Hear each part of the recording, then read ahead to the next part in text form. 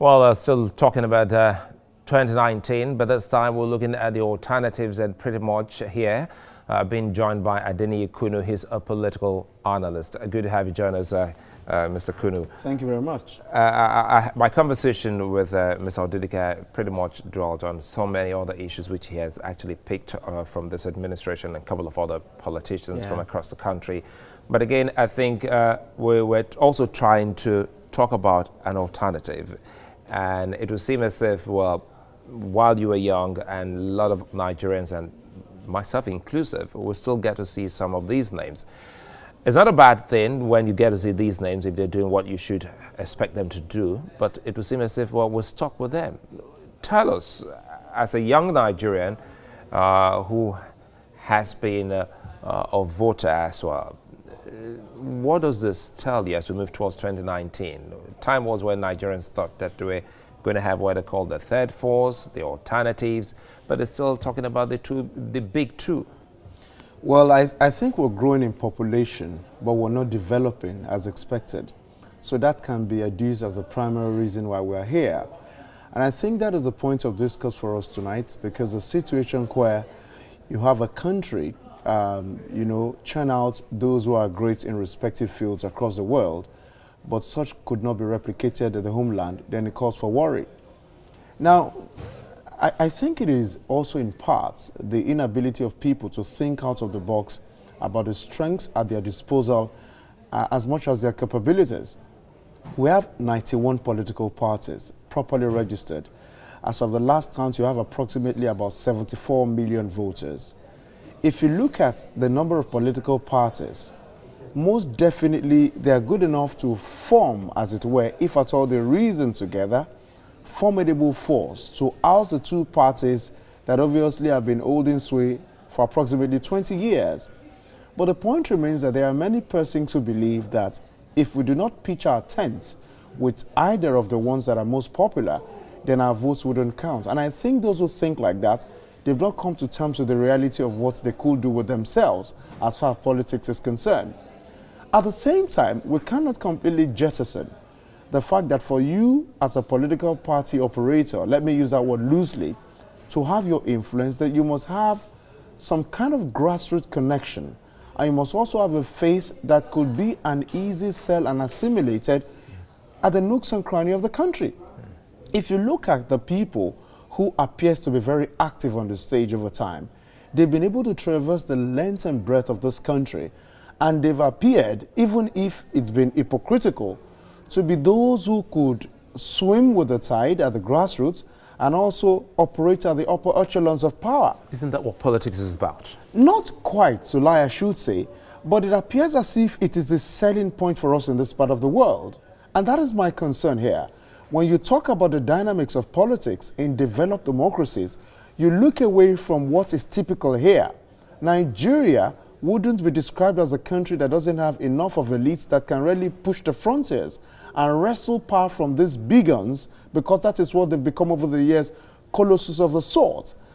At the same time, if you look at the alternatives, because that is the focal point of our discussion tonight, you'd agree with me that the alternatives themselves need to understand that for you to get the support that is needed, elitism may not sell as much as grassroots connection. If you look at the likes of Mogalus of this world, Obi Ezekwesili, maybe Durotoye of this world, you have to be able to go to where things are zero and non-existent and be able to address issues. I must say there are more people who are not connected to any internet-enabled phones than people who are connected. And I should say here for the records that when election comes, those are the people that they still go to. Those are the people that really will stand in the sun from morning till night. So like, oftentimes a man that would afford 3 square meals may not come outside and say, I want to stay in the sun for as long as 10, 12, 14 hours. We saw the Ekiti elections. We saw the elections in Osun. The greater part of the people they gave live feeds interview to were those who are all the average people. So the alternatives should understand that in this part of the world, they have to find a way to connect with the grassroots, or else it will still be about the elitist ideology, which oftentimes may work, if the people buy into it, but most cases they don't join up. Now, talking about the elitists, there's something perhaps maybe we should also look into, and it has to do with timing. And if you look at it, pretty much so, some of these people have been around for some time, even as we know that the campaigns have not officially started, wait until November 18. Some of them have actually started making inroads, visitations, consultations, talking to the people, the grassroots people, traditional rulers. But some of the new people, the entrants, they just suddenly appeared. Well, if you look at it, the purpose for which many of these candidates or these aspirants are properly put want to take power differs.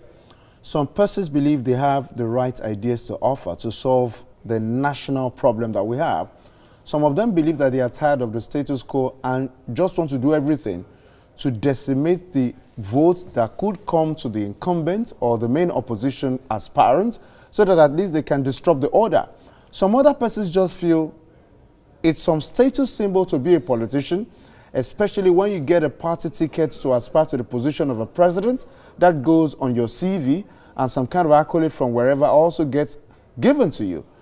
But the point remains that anybody who wants to go into politics in this country must understand the dynamics, the peculiarities, the complexities, the nature of our politics. Because you cannot decide that you want to go. For instance, permit me allude to the PDP primaries, the PDP primary that was held before the Atiku emerged.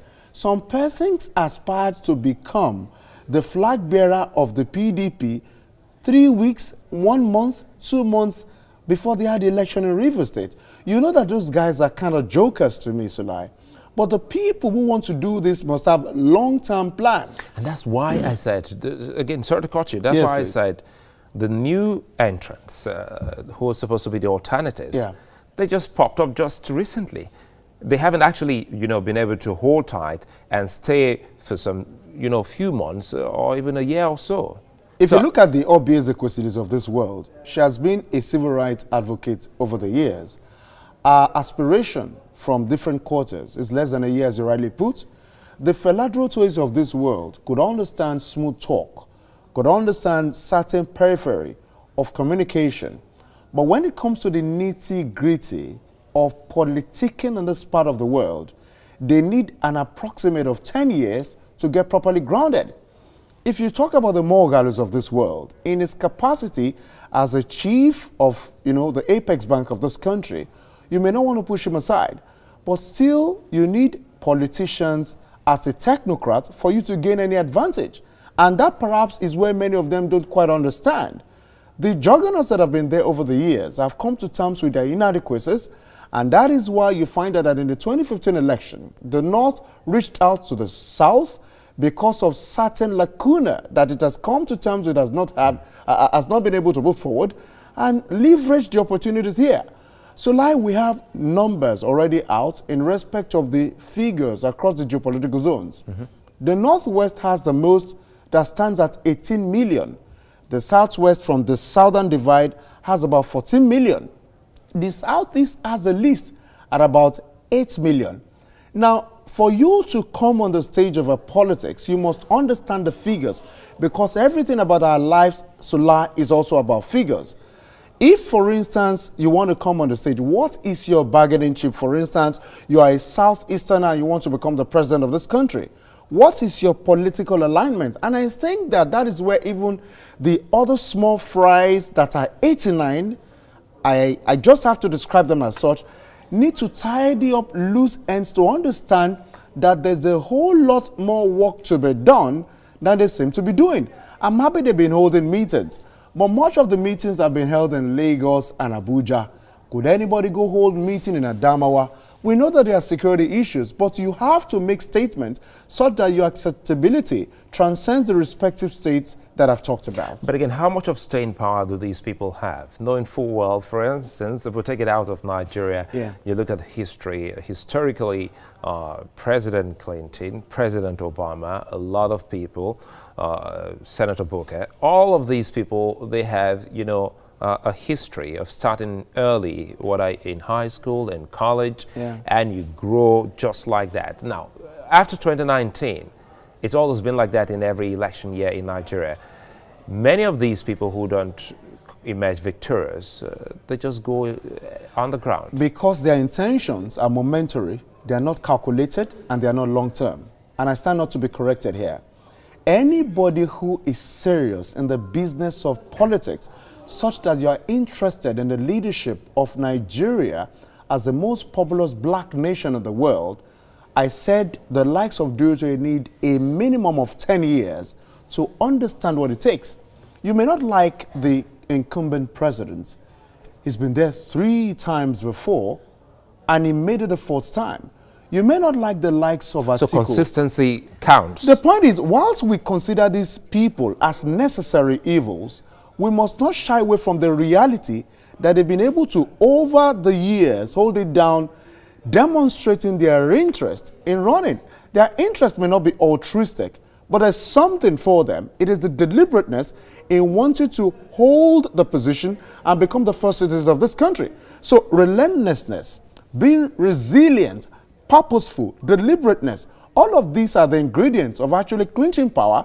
And that is what I don't see in these small fries. You find people who have never even, gained the least popularity in their local government, want to become president of a country, and many of them have not even visited the different parts of this nation. So all of these things must be put together. Now, while many persons are saying we do not appreciate the PDP or the APC, but you should understand that certain things continue to work for them because they understand the requirements of getting into the top position. If you look at the president, for instance, over time that he didn't clinch power, he kept going around. He kept forming alliances. Do not forget, we are the AMPP, we are the CPC, we are the... If you look at the metamorphosis of political parties, one way or the other, the president has been there. If you look at Atiku, that some of my friends said has committed the most political adultery, you find out that he continued to move because, of course, our politics permits him to move with that kind of intention to want to hold the #1 position. Now, at the last, he got it, and it seems likely that he may eventually get it. I wouldn't be able to tell because the electorate must decide eventually. You mean moving to different political parties, not political adultery? It is quite... so named. It's political adultery. No. I think it doesn't sit pretty well one way the political kitchen. But the point is, I have actually used the term loosely. You have denotative meaning in English, you have connotative, and anywhere in the world is permitted because connotations are also an intrinsic part. No, we have to fry that. Okay, well, whatever it is. So as we speak, I must say here that I need to see a measure of seriousness from the other political parties. And if you also look at it, Sulai, we are a nation of very complex outlook. 89 political parties. I know that such happens in some democracies. You go to places like India, like Pakistan, big democracies, you could have them in their numbers. But the issue is, if we analyze the ideology of certain political parties, it is as good as some others. So it is best that these political parties are humble enough to accept the possibilities that are bound in coming together. And where it will even be more difficult is look at the Mohalu Durotoye case. They agreed before they went into that. A decision was made, and somebody who had agreed that is going to accept the outcome of that particular exercise eventually said no, and he went his way. That is the kind of temperament that you shouldn't find in people who indeed are selfless, who feel that if I don't get it, another person can get it.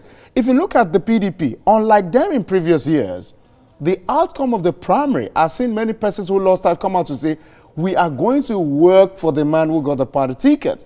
And I think that the small fries must learn anything from the political parties that they've demonized over time. If you call a political party demons or group of people that never do well, but they appear to understand the requirements of a country when it comes to politicking, then I think the small fries have a lot to learn from them so that they can bring all their lessons together and house them with it. A fine place to leave this. Adeniyi Kunnu, many thanks for joining us Thank tonight. you for the opportunity. We do hope you find time to come again. Hopefully.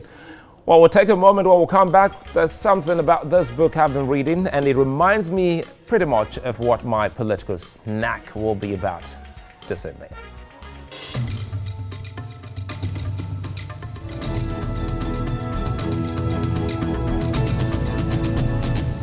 There comes a time we all leave home in search of so-called green pastures. This was the case of Inyobong, who had left home for very long. For all the hustle, nothing much, until one day he met Nikki, a young rich girl who's so pretty. She said, Ini, come with me, I just like you, forget money, whatever you want, just tell me. To her surprise, Ini said, I want to go home, I'm from Akwa Ibom. In case you don't know, Akwa Ibom, we can enter moto or fly for Aero and land for Uyo. You should come with me.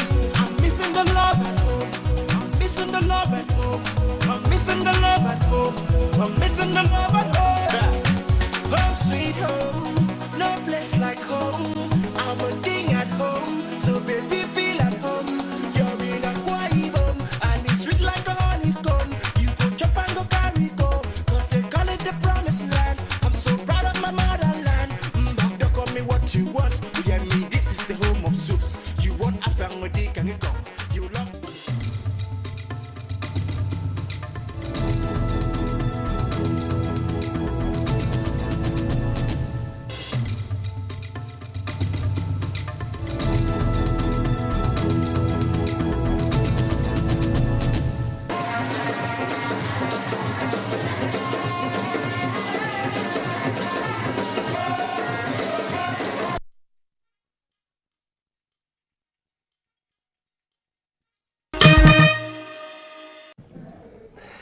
Well, how well have we been reading some memoirs by great Nigerians? That's a big question, and I'd like to put this before you. Honestly, this will no doubt help all of us. Well, earlier in the year, I was privileged to be part of those who witnessed the presentation of a book by Ambassador Shehu Malami, a prince of the caliphate. Now, allow me share a portion in a page with you.